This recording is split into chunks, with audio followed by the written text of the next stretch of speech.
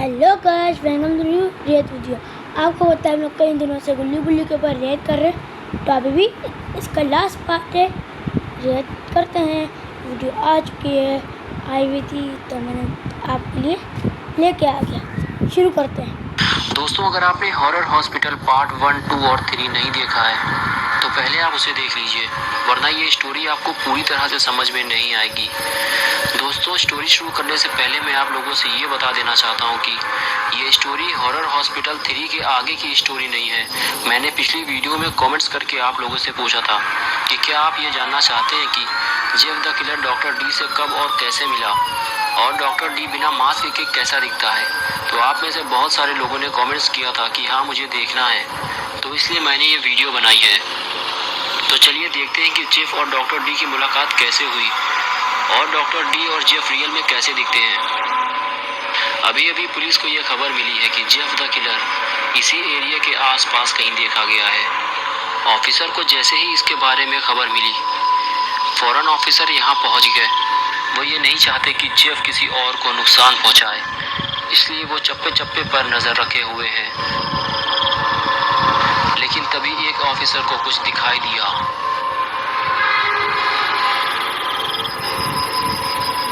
Jeff the killer building में लगे pipe के सहारे ऊपर जा रहा था। जेफ के हाथ में हथियार देखकर ऑफिसर ये समझ गए, जरूर ये किसी न किसी इंसान का माल मसाला निकालने वाला है।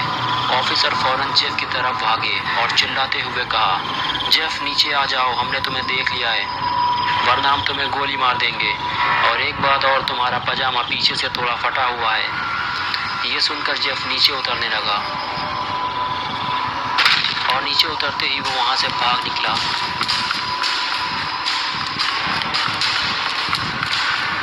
ऑफिसर फौरन गाड़ी लेकर जेफ के पीछे पीछे भागे, क्योंकि वो जेफ को जिंदा पकड़ना चाहते थे। इसलिए उन्होंने जेफ पर गोली नहीं चलाई और जेफ को भागने का मौका मिल गया।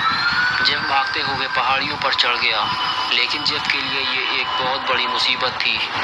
वो इसलिए क्योंकि अगर जेफ पहाड़ी से नीचे कूदता है तो मर जाएगा, और अगर वापस भागा तो पुलिस उसे पकड़ लेगी। इसीलिए जेफ पहाड़ी से नीचे उतरने का फैसला करता है और धीरे धीरे फिसलते हुए नीचे उतर जाता है और भागते हुए अपने लिए छुपने की जगह ढूंढता है ताकि वो पुलिस से बच सके।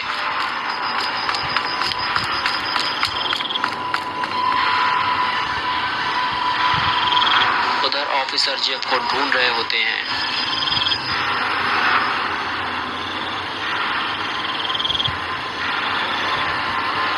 और कुछ देर बाद वो वापस लौट जाते हैं। लेकिन अभी जेफ पूरी तरह से सेफ नहीं है, इसलिए वो हॉस्पिटल के अंदर जाना चाहता है। लेकिन ये गेट तो अंदर से बंद है। लेकिन जेफ इसे लात मारकर खोलना चाहता है। लेकिन जेफ शायद ये नहीं जानता कि इस हॉस्पिटल के अंदर एक उससे भी बड़ा दरिंदा छुपा हुआ है, जो इंसानों के टुकड़े टुकड़े कर देता है। और उसने ये आवाज़ सुन ली है। और तभी डॉक्टर डी गेट खोल देता है और पहली बार वो जेफ को अपने सामने देखता है। और जेफ भी पहली बार डॉक्टर डी को देखता है। और उसके हाथ में तेजधार हथियार देखकर जेफ ये समझ जाता है कि ये भी एक हथियारा है। और डॉक्टर डी भी जेफ के हाथ में वैसा ही तेजधार हथियार देखता है। और उसे भी ये समझने में ज़्यादा देर नहीं लगती कि हम दोनों एक ही थाली के चट्टे बट्टे हैं। और फिर डॉक्टर डी जेफ की तरफ कुछ देर देखने के बाद दोस्ती का हाथ बढ़ा देता है और जेफ भी ये दोस्ती कबूल कर लेता है। और इस तरह ये दोनों दोस्त बन जाते हैं। और फिर डॉक्टर डी जेफ को हॉस्पिटल के अंदर ले जाता है और फिर दोनों में कुछ प्राइवेट बातें होती हैं। जेफ डॉक्टर डी से कहता है कि तुम मुझे डॉक्टर तो नहीं लगते, तो बताओ फिर तुम कौन हो। डॉक्टर डी ने कहा, मैं बचपन से डॉक्टर बनना चाहता था, लेकिन जब मैं 10 साल का हुआ तो मुझे एक दिमागी बीमारी हो गई, जिसकी वजह से कभी कभी मेरे सर में बहुत तेज़ दर्द होता था। और जब मुझे दर्द होता था तो मैं पागलों की तरह चिल्लाया करता था और लोग मुझे पागल कहा करते थे। मुझसे परेशान होकर मेरे घर वालों ने भी मुझे हमेशा के लिए घर से बाहर निकाल दिया। मैं यूं ही दर दर भटका करता था। एक दिन मेरे मोहल्ले में किसी की हत्या कर दी गई। सारे लोगों का शक मुझ पर गया। पुलिस ने मुझे पकड़ लिया। मोहल्ले के सारे लोगों ने मेरे खिलाफ गवाही दी थी और मुझे आजीवन कारावास की सज़ा हुई। जबकि मैं बेकसूर था। लेकिन किसी ने भी मेरा दर्द नहीं समझा, कोई मेरे साथ खड़ा नहीं हुआ। मेरी ज़िंदगी जेल में गुजर रही थी, लेकिन एक दिन मुझे जेल से भागने का मौका मिल गया। लेकिन तब तक मैं 40 साल का हो चुका था। तब मुझे डॉक्टर डेविडसन के बारे में पता चला, जिसको लोगों ने मार डाला था क्योंकि वो मरीजों पर नए नए एक्सपेरिमेंट किया करता था, जिसकी वजह से बहुत सारे मरीजों की मौत हो चुकी थी। डॉक्टर डेविडसन की मौत के बाद ये हॉस्पिटल बंद कर दिया गया और मुझे यहाँ छुप कर रहने का मौका मिल गया। मुझे इस हॉस्पिटल के अंदर डॉक्टर डेविडसन के कपड़े और मास्क भी मिला, जिसको पहनने के बाद मैं बन गया डॉक्टर डी, यानी कि डॉक्टर डेविडसन। लेकिन मैं मरीजों का इलाज नहीं करता, मैं तो इंसानों के टुकड़े टुकड़े कर देता हूँ, क्योंकि मैं इंसानों से नफरत करता हूँ। इस हॉस्पिटल के आसपास अगर कोई आता है तो वो जिंदा वापस नहीं जाता। अब तुम बताओ तुम कौन हो, वरना तुम जिंदा वापस नहीं जाओगे। जेफ ने कहा, मैं भी पहले एक नॉर्मल इंसान था। मैं अपने भाई के साथ अपने दोस्त की बर्थडे पार्टी से वापस आ रहा था। रात काफ़ी हो चुकी थी, रोड पर सन्नाटा छाया हुआ था। हम दोनों घर जाने के लिए बस आने का इंतज़ार कर रहे थे। वहाँ एक छोटा सा बस स्टॉप था जहाँ बस आकर रुका करती थी। बस स्टैंड के पास ही कुछ आवारा लड़के खड़े थे जो हम दोनों को ही देख रहे थे, और फिर वो हमारे पास आने लगे और फिर वो हमारे पास आकर हमसे बदतमीज़ी करने लगे। बिना किसी वजह के ही वो हमें गालियाँ दे रहे थे। उनमें से पीली चट्टी वाला कुछ ज़्यादा ही अकड़ दिखा रहा था। फिर उनकी बदतमीज़ी हद से ज़्यादा बढ़ने लगी। फिर उनमें से एक ने मेरे भाई को धक्का देकर ज़मीन पर गिरा दिया। मैंने भी उसे धक्का देकर ज़मीन पर गिरा दिया। उसके बाद वो लोग मुझ पर चढ़ने लगे और गालियाँ देने लगे। मैंने भी उनसे लड़ने का फ़ैसला कर लिया था और उन सभी को मैंने बहुत मारा, लेकिन सबसे पहले पीली चट्टी वाले को ठोका था। वो बहुत ही ज़्यादा अकड़ दिखा रहा था। मुझसे मार खाने के बाद वो हिलते डुलते लंगड़ाते हुए वहाँ से भाग निकले और हम लोग भी आगे बढ़ने लगे, क्योंकि अब वहाँ रुकना सही नहीं था। इसलिए हम पैदल ही घर की तरफ चलने लगे। लेकिन कुछ देर बाद ही वो तीनों पेट्रोल और माचिस लेकर वापस आ गए। वो तीनों बहुत ही ज़्यादा गुस्से में थे, खासकर पीली चड्डी वाला, जिसकी चड्डी में नारा लटक रहा था। दौड़ते लंगड़ाते हुए हमारे पास आए और पीछे से हम दोनों पर हमला कर दिया। मुझे वो ज़मीन पर गिरा कर मारने लगे और फिर मुझ पर पेट्रोल डालकर आग लगा दी और मुझे जलता हुआ छोड़कर भाग निकले। मैं दर्द से चीखता चिल्लाता रहा। मुझे बचाने वाला वहाँ कोई नहीं था। कुछ देर बाद आस पड़ोस के लोग मेरी चीख पुकार सुनकर मेरे पास आए, लेकिन तब तक मैं पूरी तरह से जल चुका था। उन लोगों ने मुझे हॉस्पिटल भेज दिया।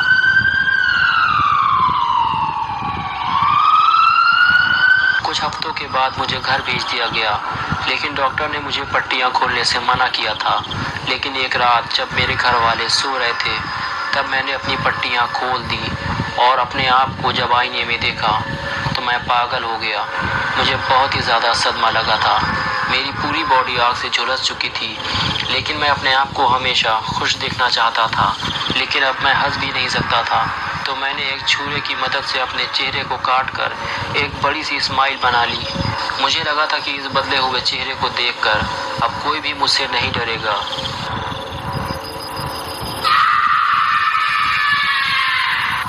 और फिर मैं इस चेहरे के साथ अपने माँ बाप के कमरे में गया।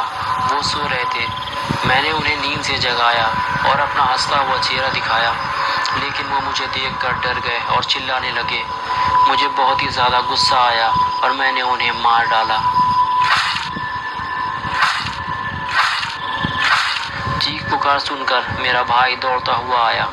मैंने उससे कहा गो टू स्लीप, और एक के बाद एक कई बार करके उसे भी मौत की नींद सुला दिया।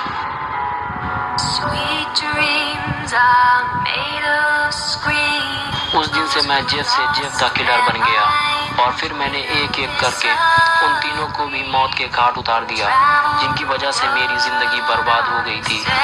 उसके बाद से ही मैं इंसानों से नफरत करने लगा, बिल्कुल तुम्हारी तरह। तो दोस्तों, ये थी डॉक्टर डी और जेफ की स्टोरी। लेकिन रुको, अभी वीडियो ख़त्म नहीं हुआ। अभी जेफ और डॉक्टर डी का डांस तो देख लो और वीडियो को लाइक और शेयर करना मत भूलना। लेकिन मैं पहले आपको दिखाता हूँ कि डॉक्टर डी बिना मास्क के कैसा दिखता है।